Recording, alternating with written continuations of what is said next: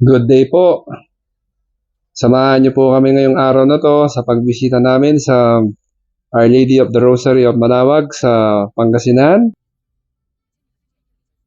Hindi pwedeng hindi kami bibisita para magpasalamat dahil napaka-importante po ng pagpunta ko sa Manawag dati pa nung nasa Pilipinas pa ako. Before, it's every month, at least once a month, pumupunta po ako dito bago ko umalis papuntang UK.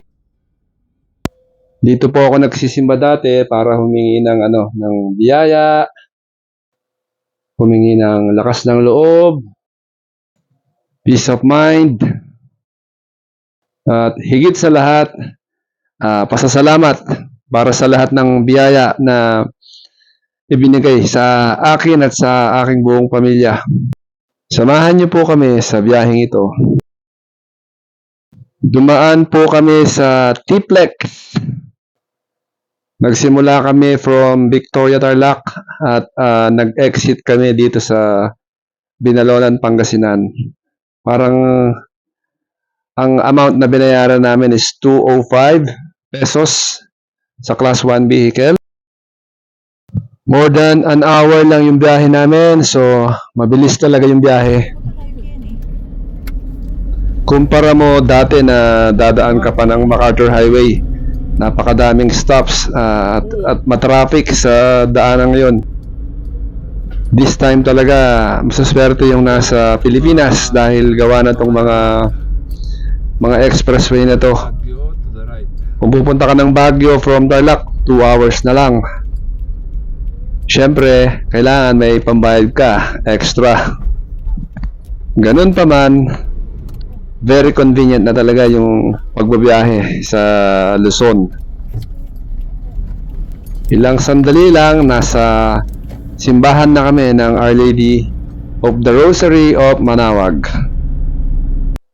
I always make it a point na kailangan ko talagang magsimba.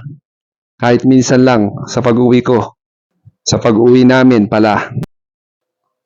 Parang may kulang at hindi kompleto yung pag-uwi pag hindi ako nagsimba rito. Madami nang nagbago dito, so bawal na mag-park sa likod or sa harap. Mostly ang mga parking spaces ay sa gilid na ng simbahan. Madami pa ring vendors, siyempre, mga naghahanap buhay na kababayan natin.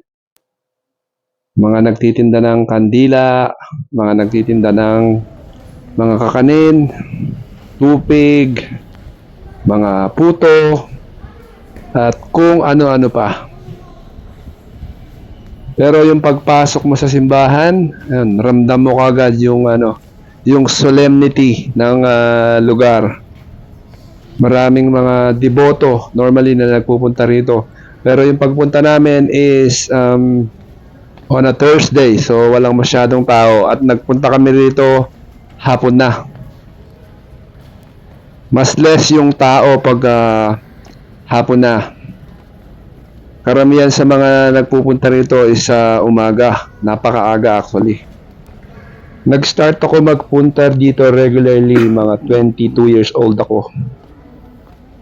Walang buwan na hindi ako pumunta rito hanggang sa makaalis ako.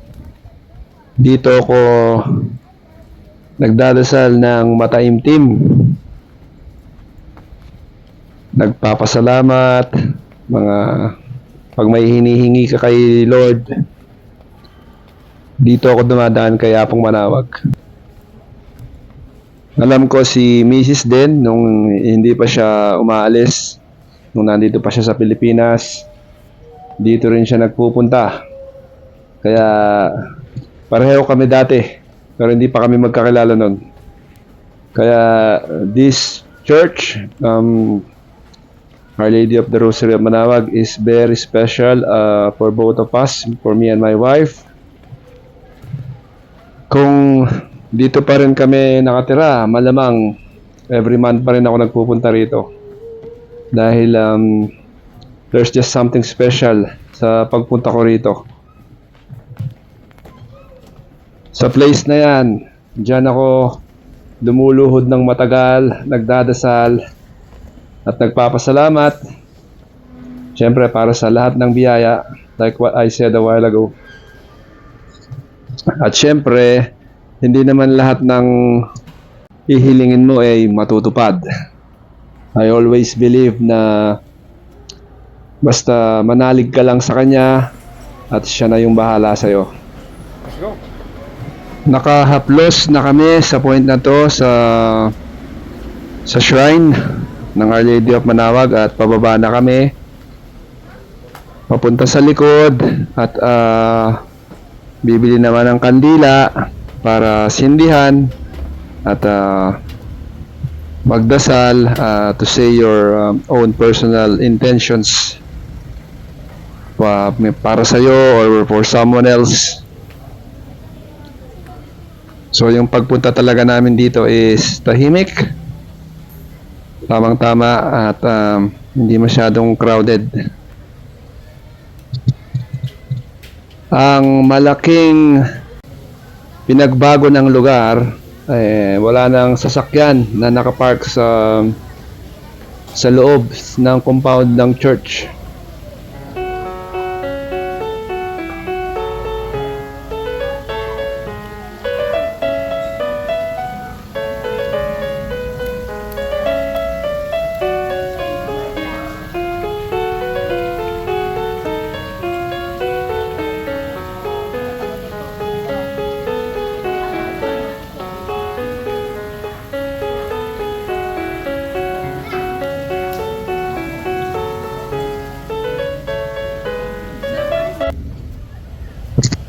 Makikita nyo ang linis-linis sa likod.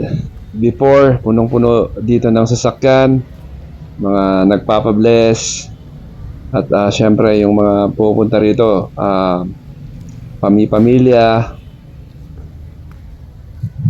karamihan ay hindi taga rito, mga dayo, mga dumadayo talaga para lang makapagdasal.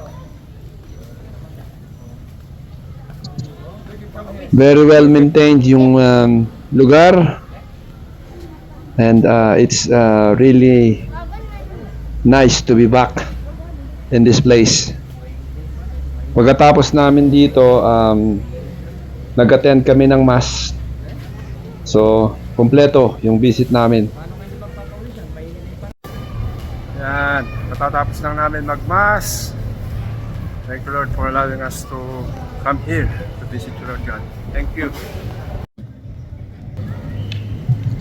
After namin magsimba, yun, lumabas na kami. At syempre, hindi kami bibili ng tupig. Mga mainit pa nung binili namin. Hindi ko na nabidyohan. So, yun, pati puto pala, bumili rin kami. After that, ay kumain kami sa Chowking. Malapit lang yung Chowking dyan. Thank you po. Which is hindi ko na rin nabidyohan. Dahil gutom na daw sila yung mga bata. Inabot kami ng mga 6 o'clock ng gabi dito. So, nakita ko kung paano kumilos yung mga tao rito. Lahat tumitigil for the Angelus. Anyway, thank you for watching and see you on the next. Tumigil ang lahat dahil Angelus. Okay na.